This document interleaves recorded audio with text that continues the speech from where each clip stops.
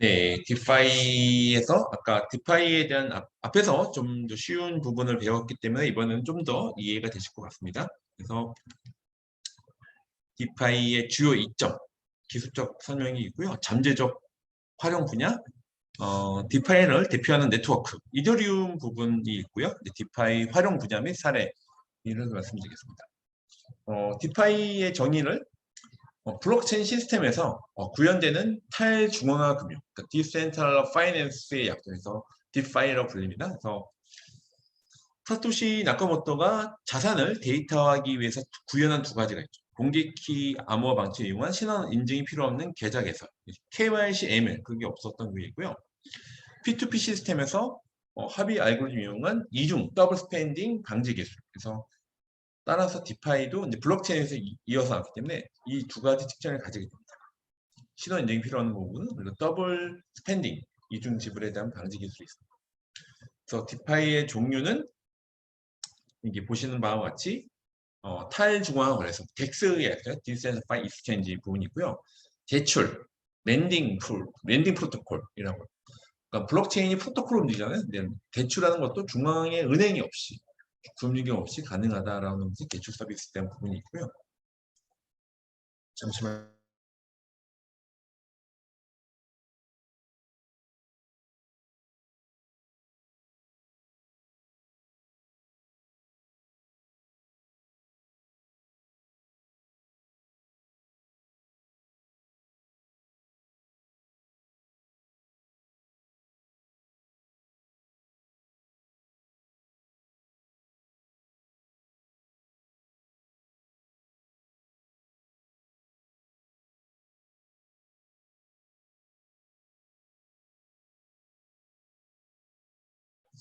네. 예, 중간에 뭐가 와서 네, 그래서 디파이 종류가 탈중앙 거래소, 대출 서비스, 랜딩 프로토콜, 스테이블 코인, 합성 자산, 신테틱 에셋, 그리고 금융 자산, 복합 자산이라고 표현되는데요. 이렇게 디파이가 굉장히 종류가 많지만 일단 먼저 뭐 탈중앙 거래소, 대출 서비스, 스테이블 코인, 합성 자산 이런 식으로 먼저 좀 이해를 하시면 더 좋을 것 같아요. 이걸 보시면 디파이가 종류가 있구나 해서 앞에서 하나하나 이제 말씀드릴게요. 이제 탈중앙 거래소가 있습니다. 그래서 이제 중앙화된 거래소, 센트럴 익스체인지 없이 토큰들을 거래할 수 있는 트랜직션으로 호가를 만드는 방식은 트랜직션 호가, 호가를 중앙화된 거래소 호가를 하죠. 호가를 만드는 방식은 블록체인에서 구현하기 매우 불편하기 때문에 유동성을 만들어내기가 좀 어려웠죠.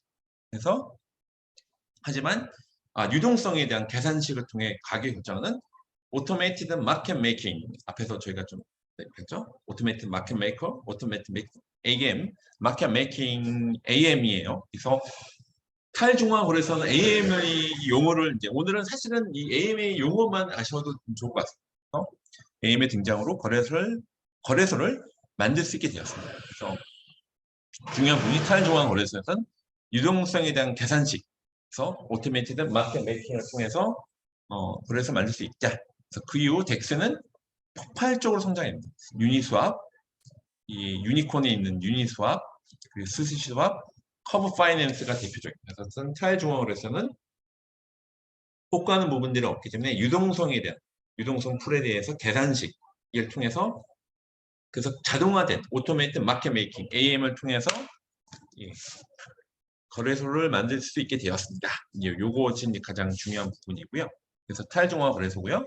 두 번째는 랜딩 프로토콜, 대출에 대한 서비스입니다. 그래서 쉽게 말하면 비트코인 이더를 맡기고 대출을 받는 거예요. 암호 자산을 예금하고 대출하는 서비스, 랜딩 프로토콜이 있고요. 또 블록체인에서는 신원 인증을 하지 않기 때문에 사용자의 신용을 평가할 수 없었죠. 네, KYC, 그러니까 뭐 동X 이렇게 있는 주소만 있고 어떻게 이 사람이 누군지 익명성이 있는 거잖아요. 그래서 신원 인증을 하지 않기 때문에 사용자의 신용을 평가할 수 없죠. 따라서 앞에서 제가 용어했던 과담보 대출. 그러니까 그 사람은 못 믿지만 비트코인 이더리움은 믿을 수 있는 거잖아요. 과담보 대출을 통해서 그리고 청산을 통해서 대출을 구현하는 겁니다.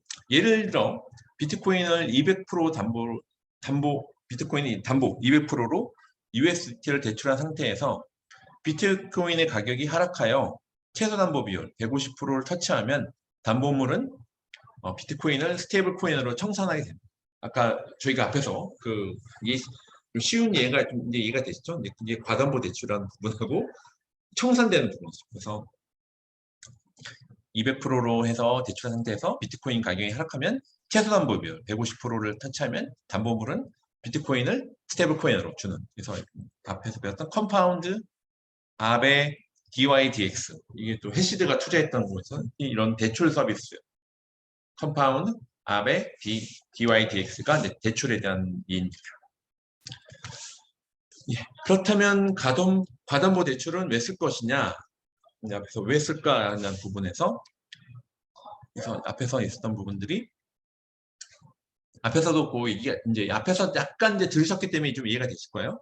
그래서 암호 자산을 하는 부분에서 암호 자산을 예금하고 대출하는 서비스입니다. 그래서 블록체인에서는 똑같이 인텍 때문에 인정할 수 없는데요. 과담보 대출을 이용하는 이유가 있습니다. 과담보 대출을 통해서 대출을 구현하는데 사용하는 이유는 비트코인을 가진 사람이 급전이 필요해요. 현실 속에서 뭔가 또 피아트 머니 필요한 거죠. 급전이 필요하지만 비트코인에 대한 롱 포지션을 유지하고 싶은 거예요. 난 비트코인 가진 사람이 있는데 현실적인 뭔가 급전이 필요해요. 급전이 필요한데 이 사람 비트코인에 대한 계속 오를 거야라고 하는 포지션을 유지하고 싶은 경우에는 비트코인을 가진 사람이 비트코인에 대한 롱 포지션을 레버리지를 일으키고 싶은 경우도 있어요. 그래서 일단 급전이 필요한데 거기에 대해서 얘기를 풀어가려고 하는 겁니다.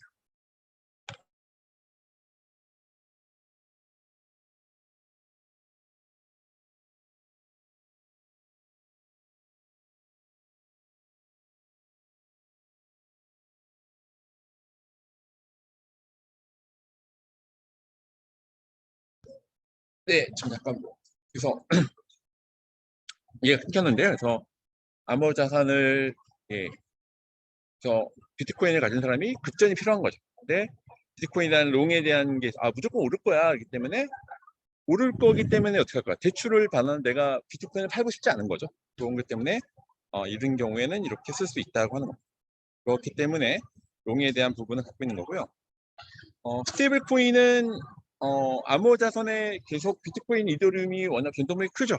그런 발레티비를 회피하기 수단으로 암호 자산은 수요와 공급에 의해서 가격이 결정되는데 보통 공급이 한정되기 때문에 수요 변동에 따라서 자산의 가격이 급격하게 변하죠.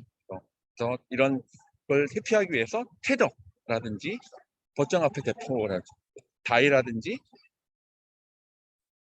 관련 테라 USDT, 베이직 캐시 같은 부분들을 통해서 이렇게 스테이블 코인, 안정된 코인이죠. 변동폭이 있지 않은 스테이블 코인을 갖고 있습니다. 여러분들이 이런 스테이블 코인 자체가 만약 여러분들이 지역화폐를 보시면 될 것 같아요. 지역화폐를 생각하시면 어떨까요? 여러분들이 원화의 일정되는 부분이죠.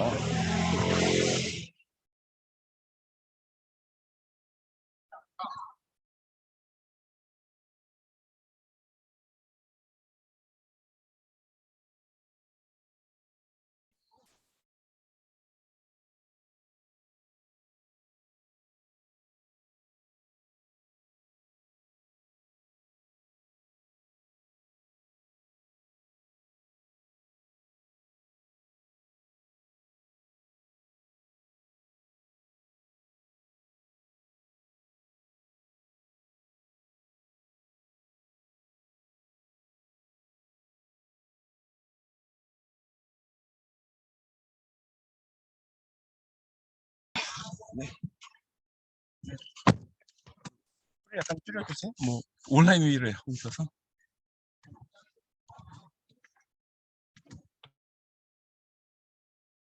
예, 지금 제가 잠깐 있어서 소리 들리시죠? 그래서 계속 스테이블 코인에 대한 말씀을 드리겠습니다. 그래서 변동폭을 피하기 위한 수단으로 되어 있고요. 화면을 좀 크게 할게요. 그래서 이런 부분에 대해서 얘기를 풀어가서 여러분들이 이렇게 테더, 그러니까 가장 대표적인 거죠. 법정화폐 담보가 있고 아까 메이커다오가 있는 것이 다이 그리고 테라 USDT 베이직 캐시들이 있습니다. 그런 부분에서 여러분들이 스테이블 코인을 얼마나 많이 갖고 계실지 모르겠지만 이렇게 이런 메커니즘을 통해서 변동성을 회피하기 위한 수단으로 쓰고 있고요. 그래서 스테이블 코인 얘기할 때 CBDC를 얘기 안 할 수가 없어요. 여러분들이. 그래서 저도 이제 CBDC 쪽 관련돼서 또 컨설팅 할 때 자문위원이기도 했는데, 스테이블 코인과 CBDC, 스테이블 코인을 개방형 금융 시스템을 블록체인상에서 발행하면 시스템을 구축하고 유지하는 비용이 거의 없기 때문에 디지털 화폐를 공급하기 유리합니다. 그래서 여러분들이 이 흔히 말하는 유동성이 있는 게 있고, 여러분들이 쉽게 말하면 뭐 비트코인, 이더리움을 팔아서 커피 먹는 게 말이 안 되잖아요. 근데 그런 거 할 때 이렇게 그 실제 페이먼트에 대한 부분들을 처리하기 위해 스테이블 코인이 쓰이게 되고요. 그래서 국가가 CBDC를 구축한다면 기존의 과 동일하게 자유로운 금융 서비스 구축하기는 어려울 것이다. 그래서 근데 문제가 있어요. 그러니까 문제는 익명 시스템이기 때문에 자금 세탁 방지 등 범죄를 예방할 필요가 있다. 그래서 여러분들 지난번 시간에 CBDC 제가 설명을 많이 드렸잖아요. 그걸 이유가 뭐냐면 이렇게 CBDC 디지털이 한국은행조차 이런 것들 디지털 머니가 돼요. 그러면 디지털 머니가 디지털 경제에서 굉장히 윤활유 같은 역할을 하게 될 겁니다. 그래서 지금 디지털 자산이 커질 때 이런 스테이블 코인과 CBDC 연관관계를 보실 필요가 있어요. 그렇기 때문에 어쨌든 스테이블 코인, 우리나라 테라라든지 그런 메커다오에서 다이 같은 게 아까 얘기를 했던 이런 전동폭을 줄여주는, 그래서 시스템 구축가 유용하기 때문에 CBDC 하는 부분들이 또 이제 포인트다. 그래서 자금 세탁, 그러니까 방지 등 이제 범죄를 예방할 필요를 내고 있습니다. 그래서 미국 달러도 그렇고요. 그래서 지금 이미 중국은 위안화로 좀 쓰고 있고요. 이렇게 되어 있고요. 그리고 합성 자산입니다. 저도 이제 강조를 많이 하고 있는데, 이제 기존 금융과 그리고 디지털 자산 금융이 이제 융합되는 합성에 대한 나올 건데, 그래서 이런 신더틱 에셋 아니면 컴플렉스 에셋이라고 표현했는데요. 합성 자산은 블록체인 안이나 바깥에 있는 자산의 가격을 추종. 오라클이라고 하는 기술이 뭐냐면 블록체인 외부에 있는 데이터가 블록체인에 들어오는 거를 오라클이라고 해요. 그 데이터베이스 오라클 얘기하는 게 아닙니다. 합성 자산은 블록체인 안 바깥에 있는 자산의 가격을 추종하는 새로운 자산이에요. 블록체인 바깥에 있는 게 안으로 들어오면서 융합되는 거죠. 그래서 파생 상품처럼 되는 거예요. 그래서 여러 가지 금융 상품을 만들어낼 수 있고요. 합성 자산은 담보 자산을 예치하고 합성 자산을 발행, 민트하죠. 이렇게 마치 NFT 민팅하는 것처럼 발행하고 되고요. 담보 자산의 가치가 하락하거나 합성 자산의 가치가 상승하면 청산이 일어나요. 그래서 따라서 합성 자산은 해당 자산에 대한 숏 포지션, 하락의 배팅이라고 볼 수 있습니다. 그래서 해당 자산이 비쌀 때 발행하여 시장에 팔고, 쌀 때 시장에 사서 청산 후 담보 자산을 돌려받는 그 다이라든지 신더틱스 이런 서비스들이 있습니다. 여러분들이 이렇게 좀 보시면 되고요. 그래서 합성 자산에 대한 얘들이 이렇게 좀 나와 있습니다. 그래서 뭐 앞에서 봤을 때는 얘들이 다이라든지 신더틱스에서 이렇게 미러 프로토콜에서 이제 이렇게 여기 한번 이거는 검색을 해보시면, 근데 사실은 우리나라에서는 합성 자산들이 많지는 않은 것 같아요. 그래서 이제 제가 몇 번 말씀드린 기존 금융권하고 이렇게 좀 연결해서 쓰실 것 같아요.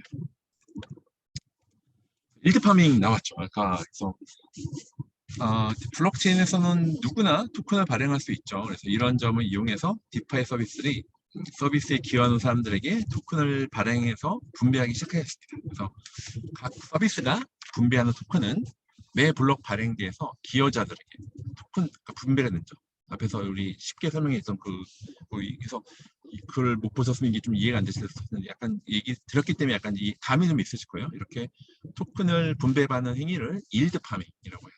그래서 그렇다면 토큰들 어떻게 가질 것이냐에서 누구나 토큰을 발행할 수 있는데, 거기서 기여한 사람들에게 토큰을 마치 대출을 받는데 은행 주식을 주는 것처럼 돼 있어요. 그래서 이런 것들이 분배돼요. 가번 토큰이라고 하는데, 이런 것들을 통해서 이렇게 뭐 암호자산은 계속 말씀드리지만 수요와 공급에 의해서 가격이 결정되고요. 차일중화 거래소에서 유동성, 리퀴드 풀이죠. 공급해서 초기 교환비를 결정하고 유통량, circulation, supply를 줄이면 가격이 유지 혹은 상승이 되죠. 그래서 유통량을 줄이는 방법이 새로 발행되는 토큰들을 이용자들이 스테이크한 물량의 비율에 따라 이제 분배가 되고요. 서비스에서 발생하는 수익, 수수료죠. 수수료로 시중에 있는 토큰을 다시 바이백하고 거기다가 로터리, 배팅 등으로 소각하는. 그래서 국가의 재정 정책과 유사하죠. 우리나라 한국은행에서 통화량 조절하는 것처럼 유통량을 줄여서 그래서 이렇게 계속 사실 갖고 있으면 더 이렇게 상승이 되잖아요. 이렇게 소각하고 없애고 하는 부분에서 아까 이제 전매 수수료도 받고 또 거기서 스테이킹해서 계속 1년 동안 이자를 만들어가는 이자 농사라고 합니다. 그래서 디파이 서비스들이 발행하는 토큰은 대부분 가버넌스 토큰이에요. 거기서 투표권이 있다든지 가버넌스 토큰이라고 해요. 가버넌스 토큰은 해당 시스템에서 여러 가지 의사결정에 관여합니다. 그래서 이걸로 어떻게 할 때 투표를 해서 직접 민주주의처럼 하는 거죠. 그래서 의사결정권 자체가 그 토큰의 가치를 결정하기도 하고요. 그 어떤 프로젝트가 수시수와 온셋에 리스팅 되려면 수시 토큰 홀더들이 있어요. 동의를 받아야 됩니다. 동의를 해줘야 하는데 이러한 점이 수시 토큰 홀더들에게 이제 권력을 이제 부여하게 됩니다. 마치 이제 토큰 투표권이 있는 거죠. 예, 그래서 다시 이제 이걸 다시 한번 다른 버전으로 해서 디센트럴 파이낸스라는 거는 센트럴이 반대죠. 비중앙 집중적인 금융이다. 그래서 D가 B란 뜻이고 센트럴라이즈 비중앙 집중식 금융에서 디파이를 약점해서 탈중앙 금융, 그래서 피어투피어 금융으로 전환된다. 그래서 이런 원래 중앙화된 은행이나 금융기관이 있었는지 블록체인을 통해서 여러 가지 중앙화된 기관이 없애지고 다 이렇게 피어투피어 금융으로 된다고 하는 겁니다. 디센트 파이낸스는 블록체인 네트워크 위에서 작동하는 금융 어플리케이션 생태계예요. 전 세계 모든 사람 누구나 참여할 수 있습니다. 사실은 뭐 나이가 어리든 작든 어디 살든 상관없습니다. 탈중앙화에 대한 부분들은 전 세계 모든 사람 누구나 참여할 수 있고요. 중앙 집중적인 시스템 불안정성, 아무리 은행이 한다면 은행이 해킹되거나 사실은 뭐 내부 이번에 최근에 은행이 또 문제 있었잖아요. 그러니까 아무리 시스템을 한다 하더라도 내부 또 은행 통해서 은행 직원이 또 뭔가 모랄 해저들을 일으킬 수도 있고 어쨌든 이런 불안정성을 최소화한다는 것이고요. 그래서 투명하게 운영 가능하고 그래서 필요성이 증가합니다. 컴포지빌리티라고 하는 거는 마치 금융 서비스가 레고 블락 조립하듯이 디지털로 되어 있잖아요. 마치 레고 블락 조립하는 것처럼 컴포지빌리티, 구성감성이 높다. 사용자가 자기 자신의 자산을 완전히 통제할 수 있다. 그래서 중개인이 없이 투명한 금융 서비스 생태계를 만들고자 하는 움직임을 의미합니다. 그래서 디파이를 좀 쉽게 말씀드리면 오픈 파이낸스예요. 그러니까 개방형 금융, 혼자 하는 금융이 아니라 뭐 블록체인이 오픈 소스로 이루어진 것처럼 이게 개방형 금융으로 이루어져 있습니다. 그래서 이게 전체 톤타 밸류 락키어드 TBA라는 약자고요. 그래서 암호 자산 또는 암호화폐 기반의 금융 상품을 직접 분산하는 시스템이나 프로토콜 위에서 설계하고 절대적인 신뢰가 필요한 금융기관의 역할을 스마트 컨트랙트와 블록체인 자체의 물경성, 투명성을 활용해서 구현하게 됩니다. 그래서 프로그래밍 그대로 실행되면 실행이 되고요. 인터넷 접속이 가능한 누구나 이용할 수 있는 금융 프로토콜을 출시하게 된 것이 이렇게 어떻게 디파이가 블록체인에 대한 것을 프로토콜로 이루어지는 거예요. 그래서 디파이의 주요 이점은 수수료가 절감이 되고요. 불변성, 사람이 관여하는 게 아니에요. 프로토콜에서는 부분이 있고요. 접근에 대해서 용이하다라고 하는 거예요. 그래서 디파이의 주요 이점입니다. 그래서 전체 주요 이점에 대한 부분들에 대해서는 highly programmable smart contract 이걸 가운데 있죠. 그래서 사용 운용성, 불필요한 허가, 셀프 커스터디, 투명성이 있습니다. 그래서 가장 프로넌스이 높은 스마트 컨트랙트는 수행을 자동화하고요. 새로운 금융 상품과 디지털 자산을 창출할 수 있도록 되어 있습니다. 향후 운용성은 이제 이더리움의 복합 소프트웨어 스택에서 디파이 프로토콜과 어플리케이션이 서로 이제 통합되고 보완되도록 설계돼 가지고요. 이를 통해서 개발자 제품 팀은 기존 프로토콜 위에 유연하게 구축하고 인터페이스를 사용자 맞춤해서 굉장히, 그러니까 쉽게 말하면 이더리움 베이스로 돼 있으면 여러 이더리움 프로토콜과 프로토콜 연결돼서 아까 뭐 컴포지트 유사요 상호 운용성이 된다는 것이고요.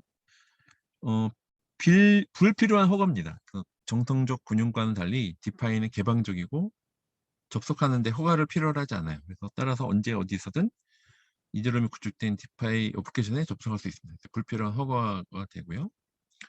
셀프 커스터디라고 하는 것은 디파이 시장 참가자들은 항상 자신의 자산에 대한 보관과 개인 데이터의 통제를 유지할 수, 물론 이게 약간 장단점이 있죠. 그러다 보니까 본인이 약간 책임을 지는 부분이 있는데 어쨌든 자신이 통제를 유지한다는 것이고요. 투명성은 풍부한 데이터 분석을 가능하게 할 뿐 아니라 네트워크 활동을 모든 사용자가 이용할 수 있도록 보장하죠. 그래서 이더리움과 그 위에서 실행 중인 디파이 프로토콜도 누구나 보고 감사하고 또 빌드 할 수 있는 오픈 소스로 돼 있어서 투명하게, 그러니까 이더 스캔으로 하면 이게 누가 얼마 받는지 나오는 부분이죠.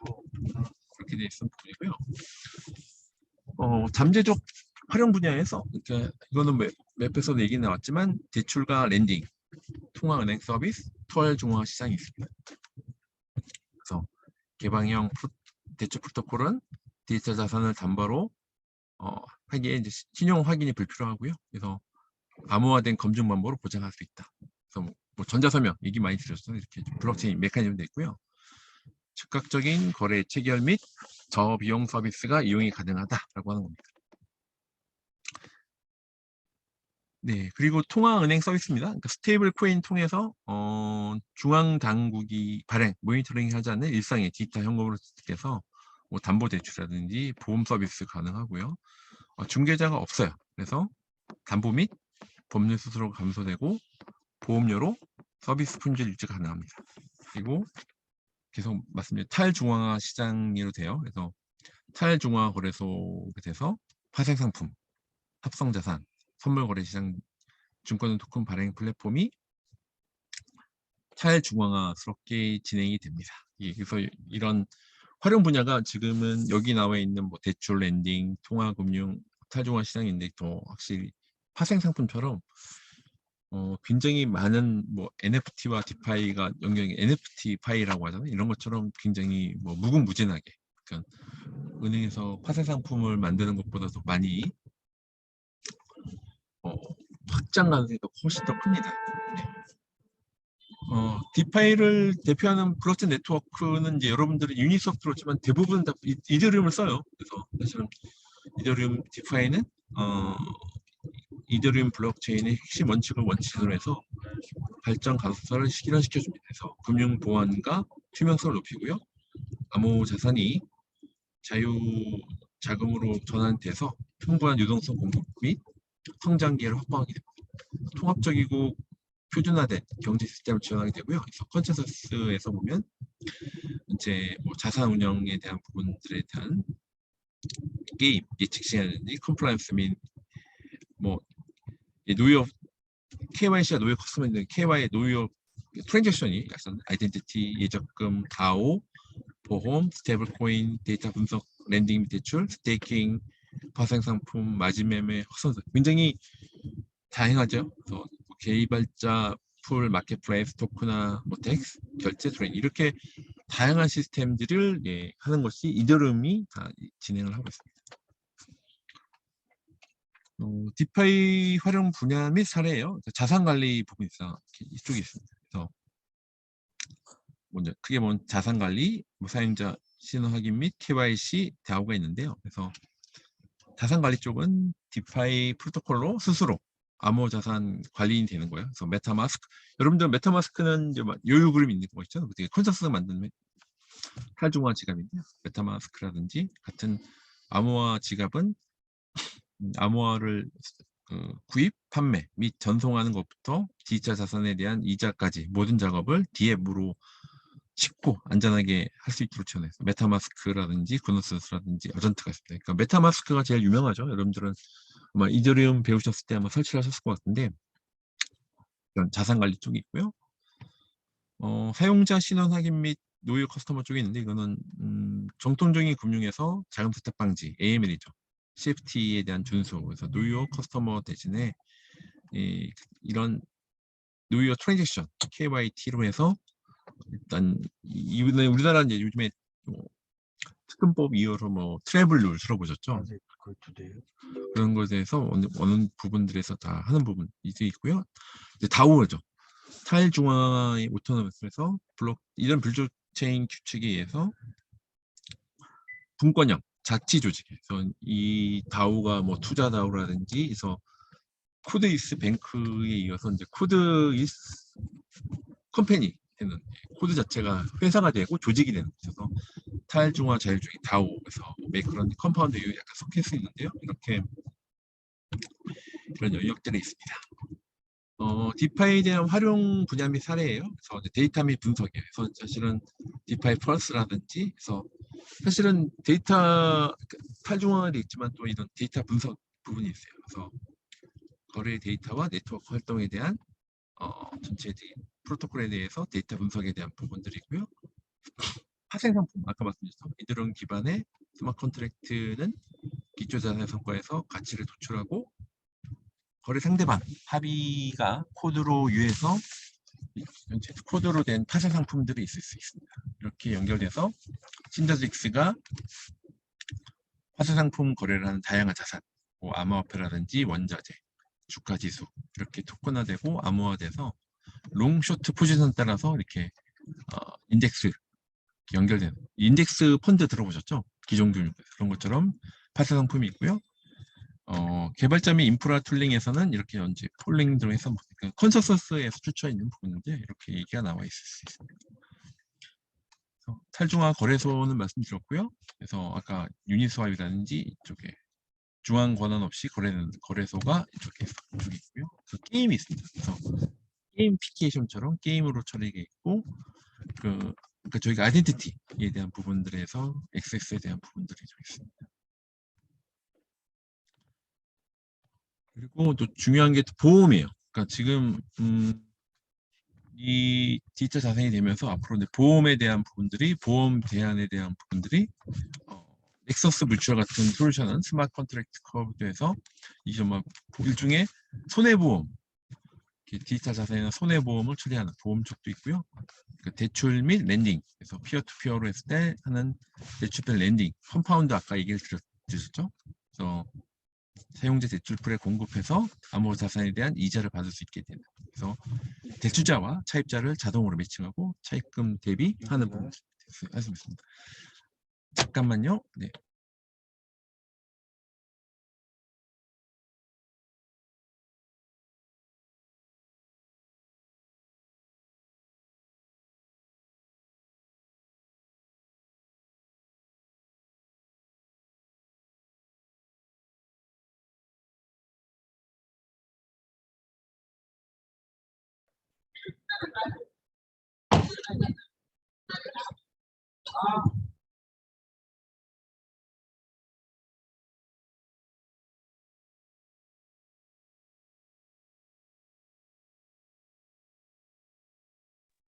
예, 잠깐 제가 뭐 연락이 와서 그래서 보험에 대한 부분들이 전체적인 이런 마치 손해보험처럼 되는 거예요. 손해보험처럼 처리할 수 있는 부분이 있어서 보험에 대한 부분은 제가 또 강조를 드리고 싶고요. 대출물 랜딩은 앞에서 말씀드렸죠. 그래서 그렇기 때문에 뭐 여러분들이 이제 이해를 하실 것 같고요. 그리고 대출 및 랜딩은 아까 전체 컴파운드 아까 얘기했죠. 컴파운드에서 금리 시장을 제공해서 대출하는 부분이 있고 마진 매매가 있어요. 그래서 공통적인 금융의 마진 트레이더들이 브레이커로부터 자금을 내서 그 자리에 거래를 할 수 있는 부분들 있습니다. 그래서 그런 부분들에 따라서 이렇게 마진 매매에 대한 부분들이 있고요. 그래서 이렇게 전체에 대한 부분들이 컴파운드 DYDX에 대한 부분들이 있습니다. 그래서 마진 매매는 기존 금융권에서처럼 정통적인 금융의 마진 트레이더들이 이제 브로커로부터 자금을 빌려서 그들의 이제 거래를 활용해서 하시는 반면에 디파이에서의 마진 매매는 스마트 컨트랙트는 정통적인 중개 활동을 자동화하기 때문에 디파이 마진 트레이딩은 컴파운드와 DYDX 같은 분산되고 비관세적 대출 프로토콜에서 힘을 얻고 마진 매매도 가능하다라고 하는 쪽 그 디파이에서도 가능하다는 얘기고요.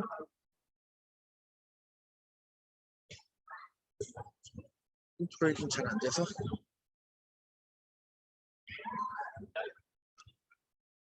네, 마켓플레이스가 있습니다. 그래서 제 디파이 프로토콜은 프리랜서에 대한 코딩에서부터 수집품, 뭐 피어 투 피어로 할 수 있는 모든 부분에 대해서 얘기가 될 수 있어요. 그래서 그런 부분들에 대해서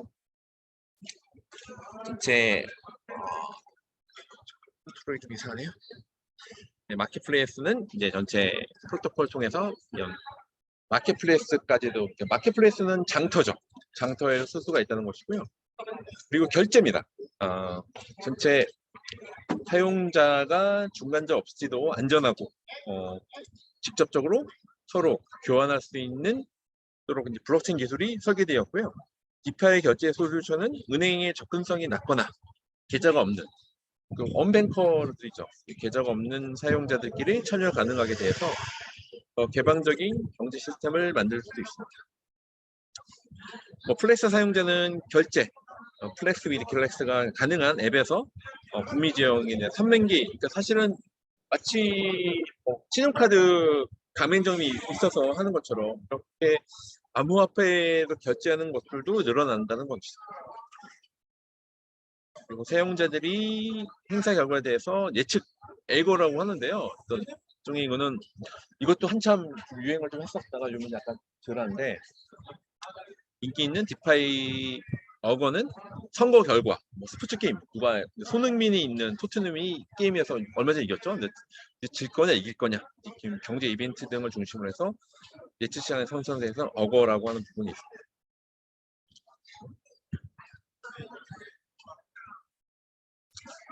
적금이에요. 적금 부분들에 대해서는 전체 대출풀 프로토콜에서 접속함으로써 많은 디파이 앱들은 수요 공급에 묶인 동적 금리에 따라서 정통적인 저축 계좌보다 기하급수적으로 더 많은 돈을 벌 수 있어요. 이자에 대한 부담 계좌를 제공할 수 있고요.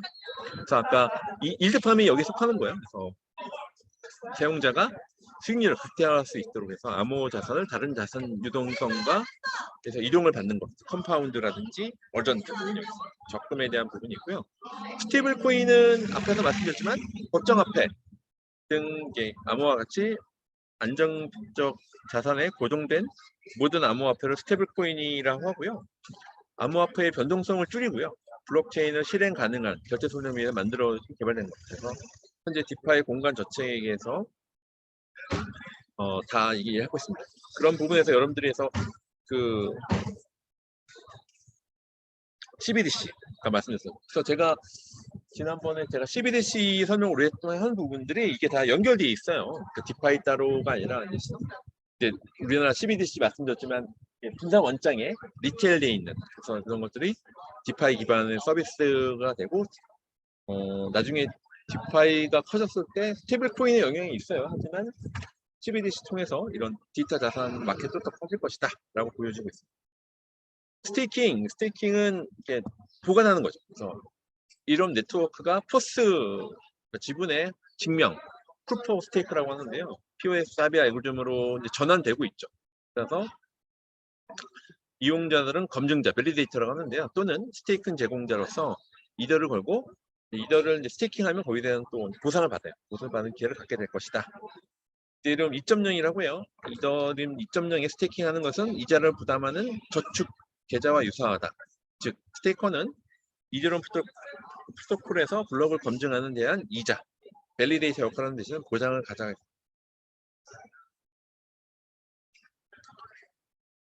디파이드 활용 분야 사례인데요. 이거는 합성자산입니다. 앞에서 잠깐 또 있었죠. 그래서 스테이블 코인과 관련된 합성 자산은 블록체인 바깥에 있는 거죠. 금이라든지 법정 통화, 가상화폐 등 다른 자산에 대한 노출을 제공하는 암호 자산이다. 이들은 이더리움 기반의 스마트 컨트랙트에 묶인 토큰에 의해서 담보가 되고요. 예를 들어서 신디 프로젝트 프로토콜은 750%의 담보 비율을 구현해서 네트워크 가격 총격을 흡수하도록 높게 설계했습니다. 신더직스, 그러니까 블록체인 외부에 있는 것도 같이 연동할 수 있다라고 하는 토큰화입니다. 이거는 뭐 일반적인 토큰은 블록체인에 만들어지고 발행되고 관리되어지는 디지털 자산으로 네트워크의 다양한 경제적 가능성을 열어주게 됩니다. 토큰은 안전하고 즉시 전송될 수 있어서 이드론 기반의 토큰 ERC20, ERC 뭐 칠드러나 1155는 NFT 쪽이죠. 그래서 전 세계 사용자들이 액세스, 거래, 저장 가치를 할 수 있도록 되어 있습니다. 트레이딩에 대한 부분들은 디파이 공간에서는 거래는 화폐 상품 거래에서 마진 거래, 토큰 수합에 이르기까지 다양한 활동을 포괄하면서 지속적으로 증가하고 있는 거래소, 유동성 풀 시장 등의 통합 네트워크를 이루어지게 됩니다. 현재 탈중앙 거래소의 거래자들은 환전 수수료이나 거래 정산 속도 향상 다양한 부분들에서 예금을 하고 있습니다.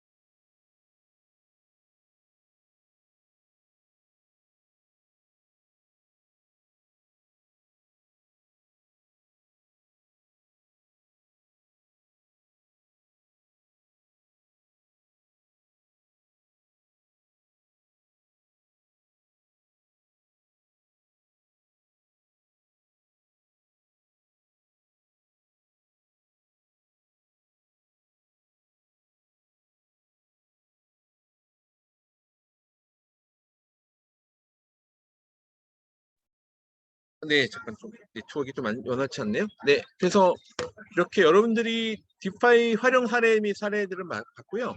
네, 나머지 부분에 대해서는 지금 조교님께서 지금이 8시니까 8시 15분까지 쉬시고 나머지 8시 15분에는 이제 관련된 영상을 보고 계시고 제가 또 나중에 랩업하러 8시 15분까지 쉬고요. 조교님이 8시 아까 말씀드렸던 영상을 틀어주시면 됩니다.